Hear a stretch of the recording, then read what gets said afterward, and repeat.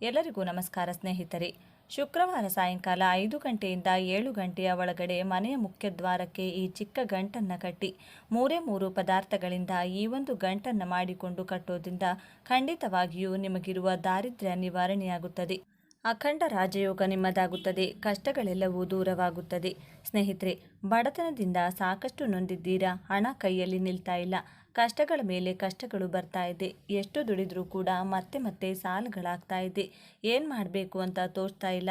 ಹೇಗೆ ನಮ್ಮ ದಾರಿದ್ರ್ಯವನ್ನು ನಿವಾರಣೆ ಮಾಡಿಕೊಳ್ಬೇಕು, ನಮ್ಮ ಮನೆಗೆ ಲಕ್ಷ್ಮಿಯನ್ನು ಯಾವ ರೀತಿಯಲ್ಲಿ ಅನುಗ್ರಹಿಸಿಕೊಳ್ಳಬೇಕು ಅಂತ ತಿಳಿದೇ ಇದ್ದರೆ ಈ ಪರಿಹಾರವನ್ನು ಮಾಡಿಕೊಳ್ಳಿ. ಇದರ ಬಗ್ಗೆ ಸಂಪೂರ್ಣ ಮಾಹಿತಿ ನೋಡೋಣ ಬನ್ನಿ. ಅದಕ್ಕೂ ಮುಂಚೆ ನೀವಿನ್ನು ಚಾನಲ್ಗೆ ಸಬ್ಸ್ಕ್ರೈಬ್ ಆಗಿಲ್ಲ ಅಂದರೆ ಈಗಲೇ ಸಬ್ಸ್ಕ್ರೈಬ್ ಆಗಿ, ಹಾಗೆ ವಿಡಿಯೋಗೆ ಲೈಕ್ ಮಾಡಿ, ವಿಡಿಯೋ ಸ್ಕಿಪ್ ಮಾಡದೆ ಕೊನೆ ತನಕ ನೋಡಿ. ಎಲ್ಲರೂ ಭಕ್ತಿಯಿಂದ ಓಂ ಶ್ರೀ ಮಹಾಲಕ್ಷ್ಮಿ ನಮಃ ಅಂತ ಕಮೆಂಟ್ ಮಾಡಿ. ವೈದಿಕ ಶಾಸ್ತ್ರದಲ್ಲಿ ತಿಳಿಸಿಕೊಟ್ಟಿರುವಂಥ ಅದ್ಭುತವಾದ ಒಂದು ಪರಿಹಾರ ಇದೆ. ನಿಮ್ಮ ಮನೆಯ ಮುಖ್ಯದ್ವಾರಕ್ಕೆ ಈ ಒಂದು ಪರಿಹಾರವನ್ನು ಮಾಡಿಕೊಳ್ಬೇಕು. ಸ್ನೇಹಿತರೆ, ನಮಗೆ ದಾರಿದ್ರ್ಯ ಇದೆ, ಮನೆಯಲ್ಲಿ ಕಷ್ಟ ಇದೆ, ಕೈಯಲ್ಲಿ ಯಾವುದೇ ರೀತಿಯ ಹಣ ನಿಲ್ಲೋದಿಲ್ಲ, ಬರೀ ಸಾಲ ಆಗ್ತಾ ಇದೆ, ನೆಮ್ಮದಿನೇ ಇಲ್ಲ, ಮನೆಯಲ್ಲಿ ಕುಟುಂಬದಲ್ಲಿ ಯಾವಾಗಲೂ ಗಲಾಟೆಗಳಾಗ್ತಾ ಇರುತ್ತೆ, ಏನು ಮಾಡಬೇಕು ಅಂತ ಗೊತ್ತಾಗ್ತಾ ಇಲ್ಲ ಅನ್ನೋರು ಒಂದಷ್ಟು ನಿಯಮಗಳನ್ನು ನಿತ್ಯ ಜೀವನದಲ್ಲಿ ಅನುಸರಿಸಬೇಕು. ಅದರಲ್ಲಿ ಪ್ರಧಾನವಾದಂಥದ್ದು ಅಂತ ಅಂದರೆ ಮನೆಯ ಮುಖ್ಯದ್ವಾರ ಶುಭ್ರವಾಗಿರಬೇಕು, ಮಂಗಳಕರವಾಗಿರಬೇಕು. ಯಾವತ್ತೂ ಅಷ್ಟೇನೆ ಸೂರ್ಯೋದಯಕ್ಕೆ ಮುನ್ನ ಎದ್ದು ಮನೆಯ ಅಂಗಳವನ್ನೆಲ್ಲ ಶುಭ್ರಗೊಳಿಸಿಕೊಳ್ಳಬೇಕು.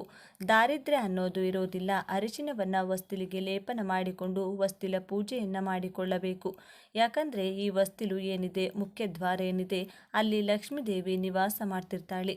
ಯಾವ ಮನೆಯಲ್ಲಿ ಮುಖ್ಯದ್ವಾರ ಅಲಂಕೃತವಾಗಿರುತ್ತೆ, ಮುಖ್ಯದ್ವಾರದಲ್ಲಿ ನಿತ್ಯ ಶುಭವಾಗಿರುತ್ತೆ, ರಂಗೋಲಿ, ಅರಿಶಿನ, ಕುಂಕುಮ ಇರುತ್ತೆ, ಅಂಥ ಮನೆಗೆ ತಾಯಿ ಮಹಾಲಕ್ಷ್ಮಿ ಓಡಾಡ್ತಾಳೆ ಅಂತಾನೆ ಹೇಳಲಾಗುತ್ತೆ. ವಿಪರೀತವಾದಂತಹ ದಾರಿದ್ರ್ಯ ಇದೆಯಾ ನಿಮಗೆ ಅಂತಂದರೆ ತಪ್ಪದೆ ಈ ಪ್ರಕಾರದಲ್ಲಿ ಮಾಡಿಕೊಳ್ಳಿ. ಮನೆಯನ್ನು ಶುಭ್ರವಾಗಿಟ್ಕೊಳ್ಬೇಕು. ಮನೆ ಎಷ್ಟು ಶುಭ್ರವಾಗಿರುತ್ತೋ ಅಷ್ಟು ಆ ತಾಯಿ ನೆಲೆಯೂರುತ್ತಾಳೆ ಅಂತಾನೆ ಹೇಳಲಾಗುತ್ತೆ. ಸ್ನೇಹಿತರೆ, ಹಾಗಾಗಿ ಮನೆಯನ್ನು ಶುಭ್ರವಾಗಿ ಇಟ್ಕೊಳ್ಳಿ. ಮುಖ್ಯದ್ವಾರದಲ್ಲಿ ಯಾವಾಗಲೂ ಅಷ್ಟೇ ದೀಪವನ್ನು ಉರಿಸಿ, ಅಂದರೆ ಸಾಯಂಕಾಲದ ಸಮಯದಲ್ಲಿ ಸಂಧ್ಯಾ ದೀಪವನ್ನು ಮುಖ್ಯದ್ವಾರದಲ್ಲಿ ನಾವು 2 ಕಡೆ 2 ದೀಪವನ್ನು ಇಟ್ಟು ದೀಪವನ್ನು ಉರಿಸೋದ್ರಿಂದ ತಾಯಿ ಲಕ್ಷ್ಮೀ ದೇವಿ ಮನೆಗೆ ಬಂದು ನೆಲೆಯೂರ್ತಾಳೆ. ಸಂಧ್ಯಾ ಕಾಲದಲ್ಲಿ ಮಹಾಲಕ್ಷ್ಮಿ ಸಂಚಾರದಲ್ಲಿ ಇರ್ತಾಳೆ. ಈ ಸಂಚಾರದಲ್ಲಿರುವಂತಹ ಸಂದರ್ಭದಲ್ಲಿ ಈ ಪ್ರಕಾರದಲ್ಲಿ ನಾವು ಮಾಡಿಕೊಳ್ಳೋದ್ರಿಂದ ಸಾಯಂಕಾಲ ಸಮಯದಲ್ಲಿ ಲಕ್ಷ್ಮಿ ನಿಮ್ಮ ಮನೆಗೆ ಬಂದು ನೆಲೆಯೂರ್ತಾಳೆ ಅಂತಾನೆ ಹೇಳ್ಬೋದು. ಹಾಗಾಗಿ ಒಂದಷ್ಟು ನಿಯಮಾವಳಿಗಳನ್ನು ನಾವು ನಿತ್ಯ ಜೀವನದಲ್ಲಿ ಅನುಸರಿಸಬೇಕಾಗುತ್ತದೆ. ಮನೆಯನ್ನು ಶುಭ್ರವಾಗಿ ಇಟ್ಕೊಳ್ಳೋದು ಹೆಣ್ಣು ಮಕ್ಕಳ ಕರ್ತವ್ಯವಾಗಿರುತ್ತದೆ. ಶುಭ್ರವಾಗಿ ಇಟ್ಕೊಳ್ಳಿ. ಅಂತಹ ಮನೆಗೆ ಮಾತ್ರ ತಾಯಿ ಬಂದು ನೆಲೆ ಇರುತ್ತಾಳೆ. ಇಲ್ಲಾಂದರೆ ದಾರಿದ್ರ್ಯ ಬಂದು ಒಮ್ಮೆ ಮನೆಯಲ್ಲಿ ಕೂತ್ರೆ ಅಂತಂದರೆ ಬರೀ ಕಷ್ಟಗಳೇ ಬರುತ್ತದೆ. ಮನೆಯಲ್ಲಿ ನೆಮ್ಮದಿ ಶಾಂತಿ ಇರೋದಿಲ್ಲ. ಮನೆಯಲ್ಲಿ ಏನಾದರೂ ಒಂದು ಸಮಸ್ಯೆಗಳು, ಆಘಾತಗಳು ಬರುತ್ತೆ. ನೀವು ಐಶ್ವರ್ಯ ಪಡ್ತೀರ. ಸಾವು, ನೋವು, ಕಷ್ಟ ನಮಗೆ ಯಾಕಪ್ಪ ಈ ರೀತಿ ಅನ್ನುವಷ್ಟು ನಮ್ಮನ್ನು ಜೀವನದಲ್ಲಿ ಸಾಕಷ್ಟು ಕಷ್ಟಗಳಿಗೆ ಗುರಿಯಾಗಿಸಿ ಬಿಡುತ್ತೆ. ಹಾಗಾಗಿ ಯಾವುದೇ ಕಾರಣಕ್ಕೂ ಈ ರೀತಿ ತಪ್ಪುಗಳನ್ನು ಮಾಡಬೇಡಿ. ಮನೆಯ ಮೂಲೆ ಮೂಲೆಗಳಲ್ಲಿ ಕಸವನ್ನು ತೆಗೆಯಿರಿ. ನಿತ್ಯ ಮನೆಯನ್ನು ಶುಭ್ರವಾಗಿಟ್ಟುಕೊಳ್ಳಿ. ಅಡುಗೆ ಮನೆಯನ್ನು ಶುಭ್ರವಾಗಿಟ್ಕೊಳ್ಳಿ. ಆಹಾರ ಪದಾರ್ಥಗಳನ್ನು ಶುಭ್ರವಾಗಿಟ್ಟುಕೊಳ್ಳಿ.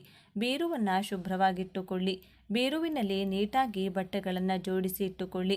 ಬೀರುವಿನಲ್ಲಿ ಮೈಲಿಗೆ ಬಟ್ಟೆಗಳನ್ನು, ಹಾಗೆ ವಾಸನೆ ಬರುವಂತಹ ಬಟ್ಟೆಗಳನ್ನು, ಹಾಗೆ ಉಟ್ಟು ತೊಟ್ಟಿರುವಂಥದ್ದನ್ನು ಮತ್ತೆ ಬೀರುವಲ್ಲಿ ಇಡೋದಕ್ಕೆ ಹೋಗಬೇಡಿ. ಯಾಕಂದರೆ ಹಣ ಇಡುವಂತಹ ಜಾಗ ಶುಭ್ರವಾಗಿರಬೇಕು. ಹಣ ಇಡುವಂತಹ ಜಾಗ ಸುಗಂಧಭರಿತವಾಗಿರಬೇಕು ಅಂತ ಹೇಳ್ತಾರೆ. ಸ್ನೇಹಿತರೆ, ನೀವು ಬೀರುವಿನಲ್ಲಿ ಸ್ವಲ್ಪ ಸುಗಂಧಭರಿತವಾದಂತಹ ಪದಾರ್ಥಗಳನ್ನು ಇಟ್ಕೊಳ್ಬೇಕಾಗುತ್ತದೆ. ಹಣ ಇಡುವಂತಹ ಜಾಗವನ್ನು ಶುಭ್ರವಾಗಿಟ್ಟುಕೊಳ್ಳಿ. ಖಾಲಿ ಇರುವ ಪರ್ಸ್ಗಳನ್ನು ಅಲ್ಲಿ ಇಡೋದಕ್ಕೆ ಹೋಗಬೇಡಿ. ಯಾಕಂದರೆ ಬೀರು ಯಾವಾಗಲೂ ಖಾಲಿಯಾಗಿದ್ದು ಬಿಡುತ್ತದೆ. ಹಾಗೆ ಹಣವನ್ನು ನಾವು ಆಕರ್ಷಣೆ ಮಾಡಿಕೊಳ್ಳಲು ಸಾಕಷ್ಟು ರೀತಿಯ ತಂತ್ರಗಳನ್ನು ಮಾಡಿಕೊಳ್ಳಬಹುದು. ಹಣ ಆಕರ್ಷಣೆಗೆ ಅಂತ ನಾನಾ ರೀತಿಯ ತಂತ್ರಗಳನ್ನು ತಿಳಿಸಿಕೊಟ್ಟಿದ್ದೇನೆ. ಸ್ನೇಹಿತರೆ, ವಿಡಿಯೋದಲ್ಲಿ ನೀವು ನೋಡಿದರೆ ನಿಮಗೆ ಗೊತ್ತಾಗುತ್ತದೆ. ಈ ಪ್ರಕಾರದಲ್ಲಿ ನೀವು ಮಾಡಿಕೊಳ್ಳಬಹುದು. ಅದೇ ರೀತಿಯಾಗಿ ಇವತ್ತು ಮುಖ್ಯದ್ವಾರದಲ್ಲಿ ಮೇಯ್ನಾಗಿ ನಾವು ಏನು ಮಾಡಿಕೊಳ್ಬೇಕು, ಮುಖ್ಯದ್ವಾರದಲ್ಲಿ ಲಕ್ಷ್ಮಿನ ಆಕರ್ಷಣೆ ಮಾಡಿಕೊಳ್ಬೇಕು ಮನೆಗೆ ಅಂತಂದರೆ ಏನು ಮಾಡಿಕೊಳ್ಬೇಕು ಅನ್ನೋದನ್ನು ತಿಳಿಸ್ತೀನಿ. ಶುಕ್ರವಾರ ಅನ್ನೋದು ಶುಭಪ್ರದಾಯಕವಾದಂತಹ ದಿನ. ಲಕ್ಷ್ಮಿ ಆ ದಿನ ಸಂಚಾರದಲ್ಲಿರುತ್ತಾಳೆ. ಶುಕ್ರವಾರ ಲಕ್ಷ್ಮಿಗೆ ಅಂತ ಸೀಮಿತವಾದಂತಹ ಅಂಕಿತವಾದಂತಹ ದಿನ. ಈ ದಿನ ಲಕ್ಷ್ಮಿಯನ್ನು ನಾವು ಆರಾಧನೆ ಮಾಡ್ತೀವಿ. ಲಕ್ಷ್ಮಿಯನ್ನು ಭಕ್ತಿ ಶ್ರದ್ಧೆಯಿಂದ ಆರಾಧನೆ ಮಾಡ್ತೀವಿ. ಲಕ್ಷ್ಮಿಗೆ ಈ ದಿನ ಅಂದರೆ ಪ್ರತ್ಯೇಕವಾಗಿ ಶುಕ್ರವಾರಕ್ಕೆ ಒಮ್ಮೆ ಆದರೂ ಸರಿ ಅಮ್ಮನವರಿಗೆ ಸೆಪರೇಟ್ ಆಗಿ ನೀವು ದೀಪಾರಾಧನೆ, ತುಪ್ಪದ ದೀಪಾರಾಧನೆಯನ್ನು ನೀವು ಮಾಡಬೇಕಾಗುತ್ತದೆ. ಸ್ನೇಹಿತರೆ, ತುಪ್ಪದ ದೀಪಾರಾಧನೆಯನ್ನು ಮಾಡಿದರೆ ಆ ತಾಯಿ ಒಲಿದು ಬರ್ತಾಳೆ, ಆ ತಾಯಿ ಅನುಗ್ರಹಿಸುತ್ತಾಳೆ ಅಂತಾನೆ ಹೇಳಲಾಗುತ್ತೆ. ತುಪ್ಪದ ದೀಪಾರಾಧನೆಯನ್ನು ಮಾಡಿದರೆ ಆ ತಾಯಿ ಒಲಿದು ಬರ್ತಾಳೆ, ಆ ತಾಯಿ ಅನುಗ್ರಹಿಸುತ್ತಾಳೆ ಅಂತಾನೆ ಹೇಳಲಾಗುತ್ತದೆ. ಹಾಗಾಗಿ ತುಪ್ಪದ ದೀಪಾರಾಧನೆಯನ್ನು ತಪ್ಪದೆ ಮಾಡಿಕೊಳ್ಳಿ. ಈ ರೀತಿಯಲ್ಲಿ ಮಾಡಿಕೊಂಡು ಸಾಯಂಕಾಲ ನಾನು ತಿಳಿಸಿಕೊಡುವಂತಹ ಈ ಒಂದು ತಂತ್ರವನ್ನು ಮಾಡಿಕೊಳ್ಳಿ. ನೀವು ಮೊದಲು ಮುಖ್ಯ ದ್ವಾರವನ್ನೆಲ್ಲ ಶುಭ್ರವಾಗಿಟ್ಕೊಳ್ಳಿ. ಯಾಕಂದರೆ ಮುಖ್ಯ ದ್ವಾರದಲ್ಲಿ ಧೂಳು ಇಲ್ಲದ ಹಾಗೆ ಅದನ್ನು ಒರೆಸಿ ಕ್ಲೀನಾಗಿ ನೀವು ಇಟ್ಟುಕೊಳ್ಳಬೇಕು. ಮುಖ್ಯ ದ್ವಾರಕ್ಕೆ ಮೇನಾಗಿ ನೀವು ಅದನ್ನು ಒರೆಸಿಕೊಂಡ ನಂತರ ಶುಕ್ರವಾರ ದಿನ ಮುಖ್ಯ ದ್ವಾರಕ್ಕೆ ಸ್ವಸ್ತಿಕ್ ಚಿತ್ರವನ್ನು ಬರೆಯಿರಿ. ಸ್ವಸ್ತಿಕ್ ಚಿತ್ರ ಧನಾಕರ್ಷಣೆಯನ್ನು ಮಾಡುತ್ತದೆ, ಲಕ್ಷ್ಮಿ ಅನುಗ್ರಹ ಇರುತ್ತದೆ.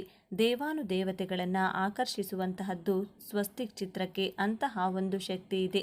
ತಾಂತ್ರಿಕ ಶಾಸ್ತ್ರದಲ್ಲಿ ಸ್ವಸ್ತಿಕ್ ಚಿತ್ರ ಅಂದರೆ ಅತ್ಯಂತ ಅದ್ಭುತವಾದಂಥದ್ದು ಅಂತಾನೆ ಹೇಳಲಾಗುತ್ತೆ. ಹಾಗಾಗಿ ಸ್ವಸ್ತಿಕ್ ಚಿತ್ರವನ್ನು ಅರಿಶಿನದಿಂದ ಬರೆಯಿರಿ. ಅರಿಶಿನದಿಂದ ಯಾವ ಪ್ರಕಾರದಲ್ಲಿ ಬರಿಬೇಕು ಅಂದರೆ ಸ್ವಲ್ಪ ಅರಿಶಿನ ಹಾಗೆ ಅದರ ಜೊತೆಗೆ ಒಂದು ಚೂರು ಗಂಧದ ಪುಡಿಯನ್ನು ಹಾಕಿಕೊಳ್ಳಬೇಕು.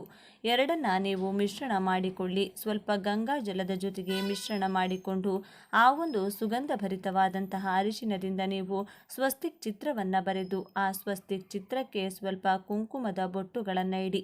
ಸ್ನೇಹಿತರೆ, ಈ ಪ್ರಕಾರದಲ್ಲಿ ಮಾಡಿಕೊಳ್ಳಿ. ಆ ನಂತರವಾಗಿ ನಾನು ತಿಳಿಸಿಕೊಟ್ಟಂತಹ ಈ ಒಂದು ಪರಿಹಾರವನ್ನು ಮಾಡಿಕೊಳ್ಳಿ. ಇದಕ್ಕೆ ಬಹಳ ಸಿಂಪಲ್ ಆಗಿ ಬೇಕಾಗಿರುವಂತಹ ಪದಾರ್ಥಗಳು ನಿಮ್ಮ ಮನೆಯಲ್ಲೇ ಸಿಗುವಂತಹ ಸುಲಭವಾಗಿ ಖರ್ಚಿಲ್ಲದೆ ಮಾಡಿಕೊಳ್ಳುವಂತಹ ಪದಾರ್ಥಗಳು. ಅದರಲ್ಲಿ ಮುಖ್ಯವಾದಂತಹ ಪದಾರ್ಥ ಅಂದರೆ ಶುಕ್ರವಾರದ ದಿನ ಕೆಂಪು ಬಣ್ಣದ ವಸ್ತ್ರವನ್ನು ತೆಗೆದುಕೊಳ್ಳಿ. ಸ್ನೇಹಿತರೆ, ಕೆಂಪು ಬಣ್ಣದ ವಸ್ತ್ರ ಹೊಸದಾಗಿರಬೇಕು, ಶುಭ್ರವಾಗಿರಬೇಕು, ಚೆನ್ನಾಗಿ ಒಣಗಿರಬೇಕು. ಆ ಥರದಾದಂತಹ ಒಂದು ಬಟ್ಟೆಯನ್ನು ತೆಗೆದುಕೊಳ್ಳಿ. ಒಂದು ಕರ್ಚೀಫ್ ಗಾತ್ರ ಅಂತ ಹೇಳ್ಬೋದು, ಅಷ್ಟನ್ನು ತೆಗೆದುಕೊಂಡು ಅದರಲ್ಲಿ ನೀವು ಒಂದು ನಾಣ್ಯವನ್ನು ತೆಗೆದುಕೊಳ್ಳಿ. ಒಂದು ನಾಣ್ಯ, ಹಾಗೆ ಅದರ ಜೊತೆಗೆ ಒಂದೇ ಒಂದು ಅರಿಶಿನದ ಕೊಂಬು, ಹಾಗೆ ಅದರ ಜೊತೆಗೆ ಒಂದೇ ಒಂದು ಬಟ್ಟಲು ಅಡಿಕೆ. ಇದಕ್ಕೆ ಸ್ವಲ್ಪ ಯಾವುದಾದರೂ ಸುಗಂಧ ದ್ರವ್ಯ, ಸೆಂಟ್ ಅನ್ನೋದನ್ನು ಏನು ಹೇಳ್ತೀವಿ ಅದನ್ನು ನೀವು ಸೇರಿಸಿಕೊಳ್ಳಬಹುದು. ಅದನ್ನು ಸ್ವಲ್ಪ ಪ್ರೋಕ್ಷಣೆ ಮಾಡಿಕೊಂಡು ಚಿಟಿಕೆ ಅಕ್ಷತೆಯನ್ನು ಹಾಕಿ ಅರಿಶಿನ ಕುಂಕುಮವನ್ನು ಹಾಕಿ ಆ ಗಂಟನ್ನಾಗಿ ಕಟ್ಟಿಕೊಳ್ಳಿ.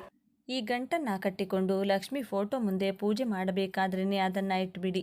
ಈ ಪರಿಹಾರವನ್ನು ನನ್ನ ಹಣಕಾಸಿನ ವೃದ್ಧಿಗಾಗಿ ನಾನು ಮಾಡಿಕೊಳ್ತಿದ್ದೀನಿ.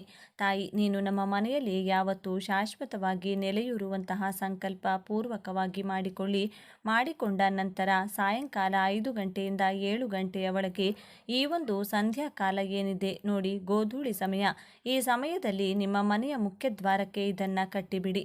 ಸ್ನೇಹಿತರೆ, ಕಟ್ಟಿ ಪ್ರತಿನಿತ್ಯ ನೀವು ಒಂದು ಹೂವನ್ನು ಇಟ್ಟು ನಿತ್ಯ ದೀಪಾರಾಧನೆ ಮಾಡುವಂಥ ಸಂದರ್ಭದಲ್ಲಿ ಅದಕ್ಕೂ ಕೂಡ ಧೂಪ ದೀಪಗಳನ್ನು ತೋರಿಸಿಕೊಂಡು ಈ ಪ್ರಕಾರದಲ್ಲಿ ಮಾಡಿಕೊಳ್ಳಿ.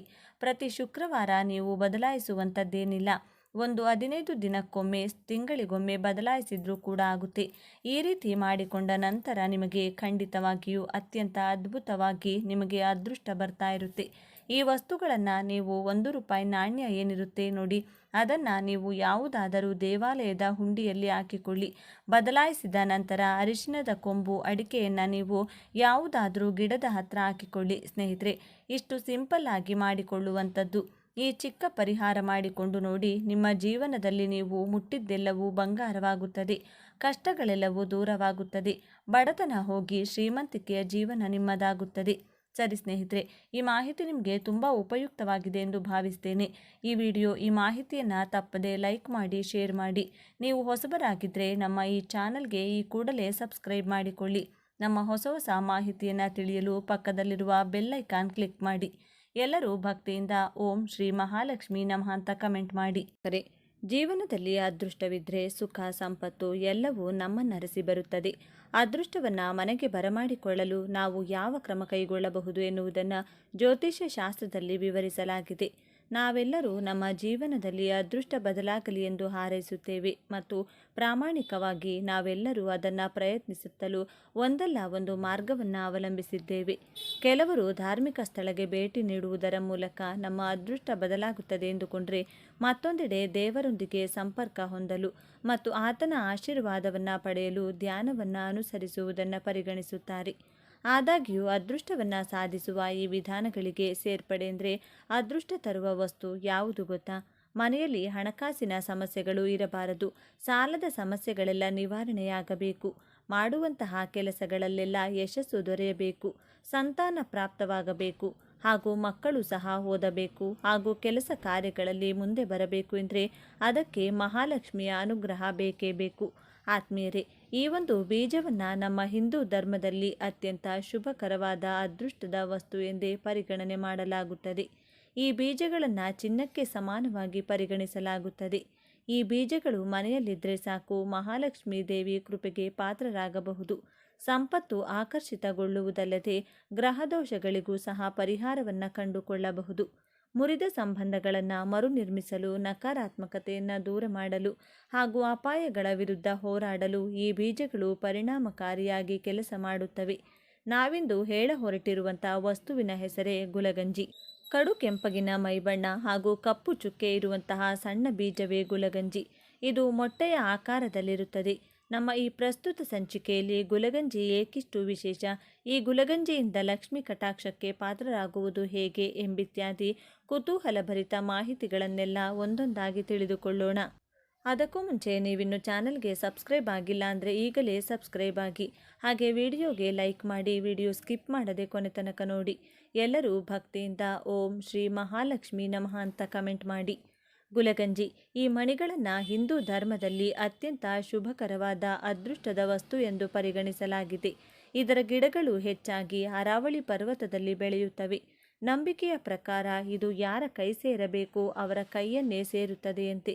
ಈ ಮಣಿಗಳಿಗೆ ಸಂಬಂಧಿಸಿದ ಇನ್ನೊಂದು ನಂಬಿಕೆ ಅಂದರೆ ಇದು ಎಂದಿಗೂ ದುರದೃಷ್ಟಕರ ವ್ಯಕ್ತಿಯೊಂದಿಗೆ ಇರುವುದಿಲ್ಲ.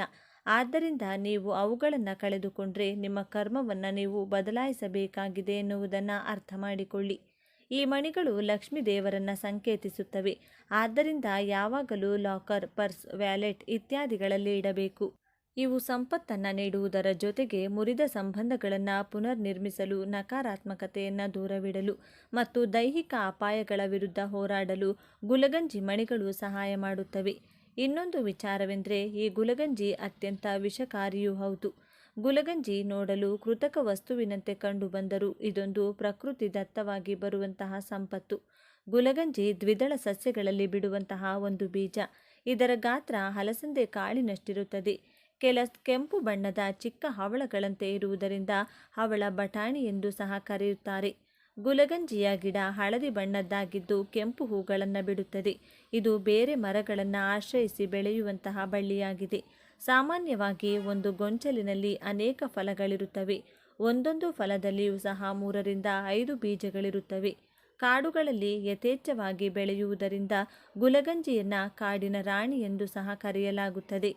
ಕಡು ಕೆಂಪಗಿನ ಮೈಬಣ್ಣ ಮತ್ತು ಕಪ್ಪು ಚುಕ್ಕೆ ಇರುವ ಗುಲಗಂಜಿಯ ಸೌಂದರ್ಯಕ್ಕೆ ಮನಸೋಲದವರೇ ಇಲ್ಲ. ಚೀನಾ ದೇಶದಲ್ಲಿ ಗುಲಗಂಜಿ ಪ್ರೀತಿಯ ಸಂಕೇತವಾಗಿದೆ. ಕೆಂಪು ಮಾತ್ರವಲ್ಲದೆ ಬಿಳಿ, ಹಳದಿ, ಹಸಿರು ಹಾಗೂ ಕಪ್ಪು ಬಣ್ಣಗಳಲ್ಲಿಯೂ ಸಹ ಗುಲಗಂಜಿ ಲಭ್ಯವಿರುತ್ತದೆ. ಗುಲಗಂಜಿಗಳಲ್ಲಿ ಹಸಿರು ಮತ್ತು ಕಪ್ಪು ಗುಲಗಂಜಿಗಳು ದೊರಕುವುದೇ ಬಹಳ ವಿರಳ. ಪ್ರಾಚೀನ ಕಾಲಗಳಲ್ಲಿ ಬಂಗಾರದ ಅಂಗಡಿಗಳಲ್ಲಿ ಚಿನ್ನವನ್ನು ತೂಕ ಮಾಡಲು ಗುಲಗಂಜಿ ಬೀಜಗಳನ್ನು ಬಳಸಲಾಗ್ತಿತ್ತು. ಎಲ್ಲ ಗುಲಗಂಜಿ ಬೀಜಗಳು ಒಂದೇ ತೂಕವನ್ನು ಹೊಂದಿರುವುದು ಮತ್ತೊಂದು ವಿಶೇಷ. ಒಂದು ಗುಲಗಂಜಿ ಬೀಜದ ತೂಕ 125 ml ಎಷ್ಟು ಬೀಜಗಳು ಸೇರಿ 8 ಬೀಜಗಳು ಸೇರಿ 1 ಗ್ರಾಂ ತೂಗುತ್ತವೆ. ಗುಲಗಂಜಿಯ ಈ ಏಕರೂಪದ ತೂಕದಿಂದಾಗಿ ಇದನ್ನು ಬಂಗಾರವನ್ನು ತೂಕ ಮಾಡಲು ಬಳಸಲಾಗ್ತಿತ್ತು. ಈಗೆಲ್ಲ ಬಂಗಾರವನ್ನು ತೂಕ ಮಾಡಲು ಎಲೆಕ್ಟ್ರಾನಿಕ್ ತೂಕದ ಮಷಿನ್ಗಳು ಬಂದಿರುವುದರಿಂದ ಪ್ರಾಚೀನ ಕಾಲದ ರೀತಿಯಲ್ಲಿ ಗುಲಗಂಜಿಯ ಉಪಯೋಗ ಇಲ್ಲವೆಂದೇ ಹೇಳ್ಬೋದು. ಗುಲಗಂಜಿಯ ಆಕರ್ಷಕ ರಕ್ತವರ್ಣದ ಹೊಳಪು 30 ವರ್ಷಗಳವರೆಗೂ ಸಹ ಮಾಸದೆ ಉಳಿದುಕೊಳ್ಳುವುದರಿಂದ ಇದನ್ನು ಆಭರಣಗಳ ತಯಾರಿಕೆಯಲ್ಲಿಯೂ ಸಹ ಬಳಸಲಾಗುತ್ತದೆ. ಗುಲಗಂಜಿಯಿಂದ ತಯಾರಾದ ಆಭರಣಗಳನ್ನು ಧರಿಸುವುದು ಸಹ ಪ್ರತಿಷ್ಠೆಯ ವಿಷಯವಾಗಿತ್ತು. ಈಗಲೂ ಗುಲಗಂಜಿ ಮಣಿಗಳನ್ನು ಜಪಮಾಲೆ ತಯಾರಿಸಲು ಬಳಸಲಾಗುತ್ತದೆ. ಮಹಾಲಕ್ಷ್ಮೀ ದೇವಿಗೆ ಗುಲಗಂಜಿ ಎಂದರೆ ಬಹಳ ಇಷ್ಟ. ಚಿನ್ನ ಮಹಾಲಕ್ಷ್ಮೀ ದೇವಿಗೆ ಸಮ. ಈ ಬೀಜಗಳೊಂದಿಗೆ ಚಿನ್ನವನ್ನು ತೂಗುತ್ತಿದ್ದುದರಿಂದ ಗುಲಗಂಜಿ ಬೀಜಗಳು ಮಹಾಲಕ್ಷ್ಮೀ ದೇವಿಯನ್ನು ಸಂಕೇತಿಸುತ್ತವೆ. ಗುಲಗಂಜಿ ಬೀಜಗಳು ಅದೃಷ್ಟವನ್ನು ನೀಡುವುದಲ್ಲದೆ ಕೆಟ್ಟ ದೃಷ್ಟಿಯಿಂದಲೂ ಸಹ ರಕ್ಷಣೆಯನ್ನು ನೀಡುತ್ತವೆ. ಗುಲಗಂಜಿ ಬೀಜಗಳನ್ನು ದೀಪಾವಳಿ ಹಬ್ಬ, ಅಕ್ಷಯ ತೃತೀಯ ಹಬ್ಬಗಳೆಂದು ಪೂಜಿಸಿ ಆನಂತರ ಕೆಂಪು ವಸ್ತ್ರದಲ್ಲಿ ಸುತ್ತಿ ತಿಜೋರಿಯಲ್ಲಿರಿಸುವುದರಿಂದ ಸಂಪತ್ತು ವೃದ್ಧಿಯಾಗುತ್ತದೆ. ಲಕ್ಷ್ಮಿ ಕಟಾಕ್ಷವು ದೊರೆತು ಸಂತೋಷ ಹಾಗೂ ನೆಮ್ಮದಿ ಪ್ರಾಪ್ತವಾಗುತ್ತದೆ. ವ್ಯಾಪಾರ ಹಾಗೂ ಉದ್ಯೋಗಗಳಲ್ಲಿ ಅಭಿವೃದ್ಧಿಗಾಗಿ ಗುಲಗಂಜಿಯನ್ನು ಗಲ್ಲಪೆಟ್ಟಿಗೆಯಲ್ಲಿಯೂ ಸಹ ಇರಿಸಲಾಗುತ್ತದೆ. ಅಲ್ಲದೆ ಗುಲಗಂಜಿ ಬೀಜಗಳು ಕೆಟ್ಟ ದೃಷ್ಟಿ ಹಾಗೂ ಮಾಟಮಂತ್ರ ದುಷ್ಪರಿಣಾಮಗಳನ್ನು ಹೋಗಲಾಡಿಸುವ ಗುಣವನ್ನು ಹೊಂದಿರುತ್ತವೆ. ವೆಸ್ಟ್ ಇಂಡೀಸ್ನಲ್ಲಿ ಗುಲಗಂಜಿಯನ್ನು ದೃಷ್ಟಿ ನಿವಾರಕವಾಗಿ ತೋಳುಬಂದಿಯಲ್ಲಿ ಬಳಸಲಾಗುತ್ತದೆ. ಅಷ್ಟು ಮಾತ್ರವಲ್ಲದೆ ಗುಲಗಂಜಿಯಿಂದ ಹಲವು ಗ್ರಹ ದೋಷಗಳಿಗೂ ಸಹ ಪರಿಹಾರ ಲಭಿಸುತ್ತದೆ. ಬಿಳಿ ಬಣ್ಣದ ಗುಲಗಂಜಿಯನ್ನು ಮನೆಯಲ್ಲಿ ಇಟ್ಟುಕೊಳ್ಳುವುದರಿಂದ ಶುಕ್ರ ಗ್ರಹ ದೋಷ, ಕೆಂಪು ಬಣ್ಣದ ಗುಲಗಂಜಿಯನ್ನು ಕುಜದೋಷ, ಕಪ್ಪು ಬಣ್ಣದ ಗುಲಗಂಜಿಯಿಂದ ಶನಿದೋಷ, ಹಳದಿ ಬಣ್ಣದ ಗುಲಗಂಜಿಯಿಂದ ಗುರುದೋಷ ಹಾಗೂ ಹಸಿರು ಬಣ್ಣದ ಗುಲಗಂಜಿಯಿಂದ ಬುಧ ದೋಷ ನಿವಾರಣೆಯಾಗುತ್ತದೆ. ಗುಲಗಂಜಿಯ ಕುರಿತು ಅನೇಕ ಜನಪದದ ನಂಬಿಕೆಗಳಿವೆ. ಗುಲಗಂಜಿಯು ಯಾರ ಕೈಯನ್ನು ಸೇರಬೇಕೋ ಅವರ ಕೈಯನ್ನು ಮಾತ್ರ ಸೇರುತ್ತದೆ. ಕೆಟ್ಟ ಚಿಂತನೆ ಮತ್ತು ಕೆಟ್ಟ ದೃಷ್ಟಿ ಹೊಂದಿರುವ ವ್ಯಕ್ತಿಯೊಂದಿಗೆ ಗುಲಗಂಜಿ ಇರುವುದಿಲ್ಲ ಎಂಬುದು ನಮ್ಮ ಹಿಂದೂಗಳಲ್ಲಿ ಪುರಾತನ ಕಾಲದಿಂದಲೂ ಇರುವಂತಹ ಒಂದು ನಂಬಿಕೆ. ಇತ್ತೀಚಿನ ಕಾಲಘಟ್ಟದಲ್ಲಿ ಗುಲಗಂಜಿ ಬೀಜಗಳಲ್ಲಿ ಕಪ್ಪು ಬಣ್ಣ ಕಡಿಮೆಯಾಗುತ್ತಾ ಬಂದಿದೆ.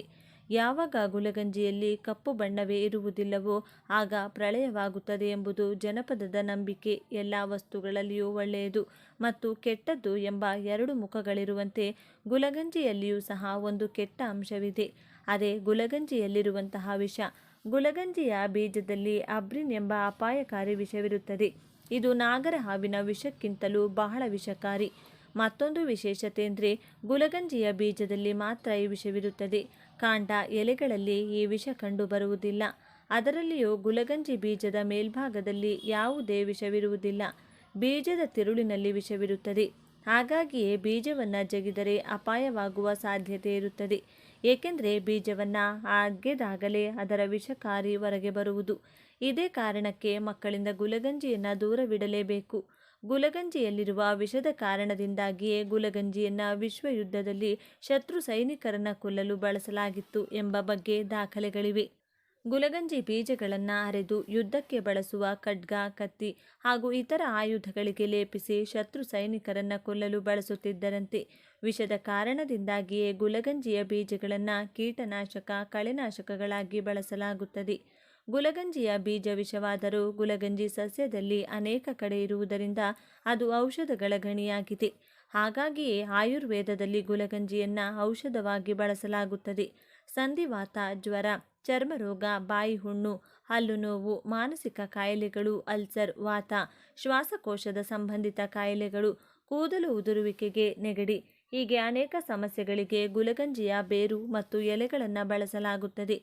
ಆತ್ಮೀಯ ವೀಕ್ಷಕರೇ, ಗುಲಗಂಜಿಯ ಕುರಿತಾಗಿ ಹಲವಾರು ವಿಶೇಷ ಮಹತ್ವದ ಮಾಹಿತಿಯನ್ನು ತಿಳಿದುಕೊಂಡ ನಿಮ್ಮೆಲ್ಲರಿಗೂ ಆ ಭಗವಂತನ ಕೃಪಾ ಕಟಾಕ್ಷ ಸದಾ ಇರಲೆಂದು ಕೋರಿಕೊಳ್ಳುತ್ತಾ ಈ ದಿನದ ಸಂಚಿಕೆಯನ್ನು ಮುಗಿಸುತ್ತಿದ್ದೇನೆ.